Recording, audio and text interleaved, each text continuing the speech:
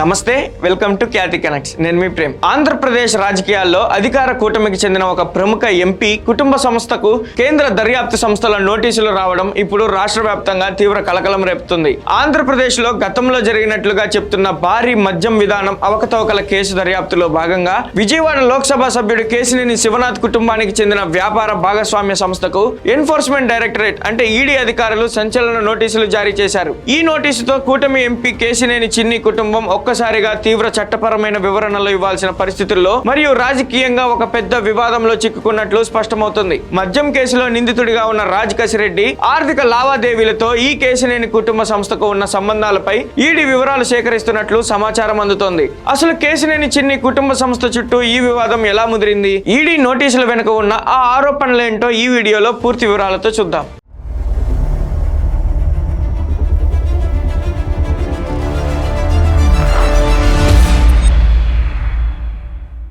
కేంద్ర దర్యాప్తు సంస్థ ఈడీ వర్గాల నుండి అందుతున్న సమాచారం ప్రకారం ఏపీ మద్యం విధానానికి సంబంధించిన నేరపూరిత సొమ్ము మరియు నిధులు కొన్ని ప్రైవేట్ సంస్థల్లోకి మళ్లాయనే ఆరోపణలపై దర్యాప్తు సాగుతుంది.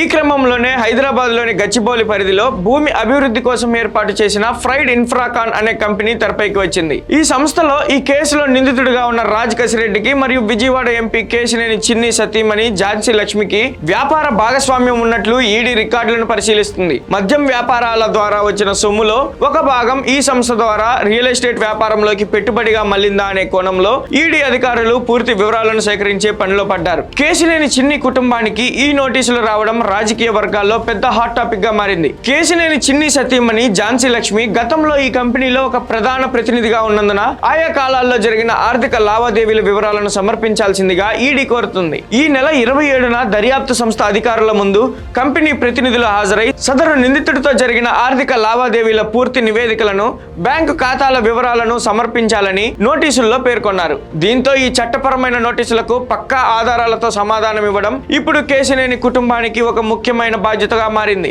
ఈ నోటీసుల వ్యవహారం బయటకు వచ్చి రాష్ట్ర రాజకీయాల్లో రచ్చరేగడంతో ఎంపీ కేశినేని చిన్ని తక్షణమే మీడియా ముందుకు వచ్చి వివరణ ఇచ్చారు. ఈ నోటీసులు తన సతీమణికి వ్యక్తిగతంగా ఇచ్చినవి కావని, కేవలం తాము గతంలో భాగస్వామిగా ఉన్న సంస్థకు మాత్రమే వచ్చాయని స్పష్టం చేశారు. 2021 డిసెంబర్ లో హైదరాబాద్ వేదికగా భూమి అభివృద్ధి కోసం ఈ ఫ్రైడ్ ఇన్ఫ్రాకాన్ సంస్థను ఏర్పాటు చేశామని, అందులో కేవలం 35 లక్షల రూపాయల విలువైన లావాదేవీలు మాత్రమే జరిగాయని చెప్పారు. సదరు రాజ్ కసిరెడ్డి అనే వ్యక్తి వివాదాల్లో ఉన్నాడని తెలిసిన వెంటనే తాము 2022లోనే కంపెనీ నుండి పూర్తిగా లీగల్ పద్ధతిలో బయటకు వచ్చేశామని చిన్ని స్పష్టం చేశారు. 2022 తర్వాత ఆ సంస్థతో తమకు ఎలాంటి ఆర్థిక లేదా వ్యాపార సంబంధాలు లేవని, తాము చేసిన ఆ పాత లావాదేవీకి సంబంధించిన సమాధానం కోరుతూనే ఈడీ ఈ నోటీసును పంపిందని, దానికి తమ ప్రతినిధులు పూర్తి నివేదికలు సమర్పిస్తారని క్లారిటీ ఇచ్చారు. మద్యం కేసు దర్యాప్తు నేపథ్యంలో కూటమి ఎంపీ కేశినేని చిన్ని కుటుంబ సంస్థకు ఈడీ నోటీసులు రావడం అటు అధికార కూటమిలోనూ ఇటు ఏపీ రాజకీయాల్లోనూ ఒక పెద్ద చర్చకు కారణమైంది.